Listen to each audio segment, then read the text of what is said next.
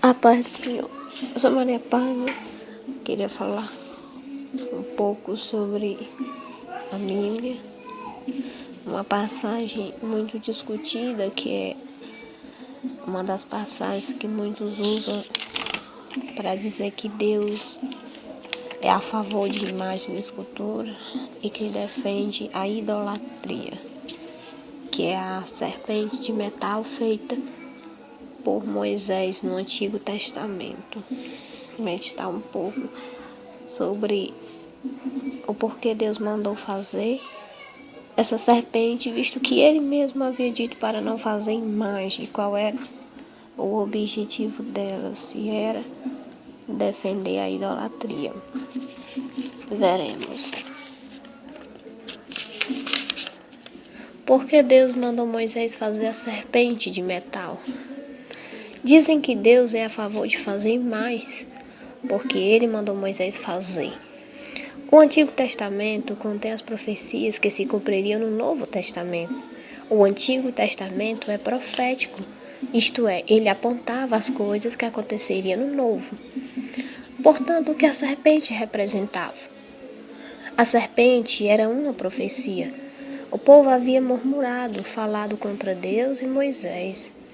Então o Senhor Deus mandou serpente de fogo para morder e matar o povo, conforme está em Números 21:6. Moisés orou a Deus pelo povo, pelo que o Senhor mandou Moisés fazer uma serpente e pô-la numa haste, se é uma árvore. Quem olhasse para a serpente ficava curado, conforme está em Números 21:8 e 9. Observações sobre a serpente. Primeira observação: a serpente não curou ninguém, mas sim Deus, ao contrário do que dizem, que as imagens operam milagres.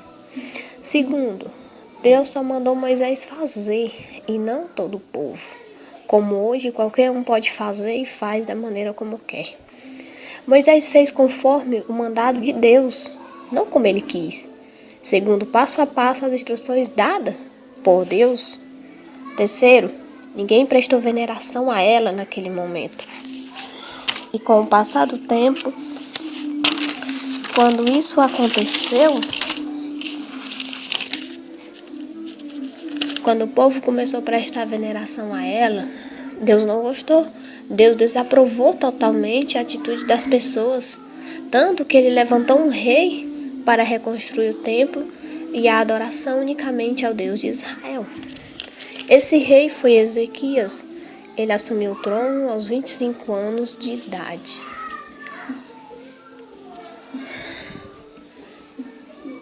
E reinou durante 9 anos em Jerusalém, conforme está em 2 Reis 18:2.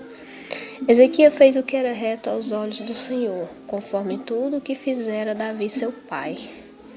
Este tirou os altos e quebrou as estátuas, e deitou abaixo os bosques, e fez em pedaços a serpente de metal que Moisés fizera. Porquanto, até aquele dia, os filhos de Israel lhe queimavam incenso, e lhe chamavam Neustã, 2 Reis 18:3 e 4. Veja, se o objetivo de Deus ao mandar fazer a serpente fosse defender a idolatria, Ezequias não teria agradado a Deus ao quebrar ela, pois o povo estava prestando reverência, isto é, veneração a ela. O povo queimava incenso a ela, o que só era permitido fazer ao Deus de Israel. Por isso foi visto por Deus como idolatria, e Deus usou Ezequias para purificar Jerusalém e renovar o culto ao Senhor. Mas o que a serpente representava? A serpente de bronze era uma profecia que se cumpriria tempos depois. A serpente representava Jesus. Ao ser levantada na haste, ela representava Jesus sendo levantado sobre a cruz. O olhar do povo para a serpente e a cura que se deu representava a cura do pecado por meio de Jesus. As pessoas que eram livradas da morte ao olhar para a serpente representavam os que serviriam a Jesus e que não sofreriam o dano da morte eterna. As pessoas que morreram sem olhar para a serpente representava o mundo pecador que negaria Jesus e sofreria o dano da morte eterna. Ao mandar fazer a serpente, Deus estava mostrando ao povo que tempos depois aconteceria com o Salvador enviado para salvar a humanidade. A serpente era uma profecia, a anunciação da vida e morte de Jesus, a destruição do pecado por meio do seu sangue vertido na cruz. Por isso Jesus relembra o cumprimento dessa profecia em João 3, 14 e 15, dizendo: "E como Moisés levantou a serpente no deserto, assim importa que o Filho do Homem seja levantado, para que todo aquele que nele crê não pereça, mas tenha a vida eterna", disse Jesus em João 3, 14 e 15. Ou seja, Jesus disse que a profecia tinha que se cumprir, pois Deus já havia avisado ao seu povo por intermédio de Moisés. A serpente era uma profecia e não um ídolo, como dizem. Afinal, Deus estaria totalmente se contradizendo em toda a Bíblia. E nosso Deus não é um Deus de confusão.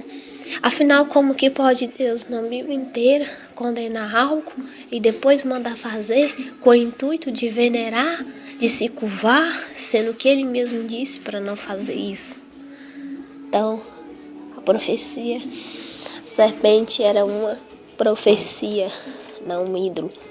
Como todas as imagens contidas no Antigo Testamento são profecias que apontam para Jesus Cristo. O Antigo Testamento é profético. O próprio rei Salomão era uma profecia. A profecia de que o rei da sabedoria pisaria neste mundo. Salomão foi considerado o rei da sabedoria, porque apontava para Jesus, o rei da sabedoria. Tudo é profético.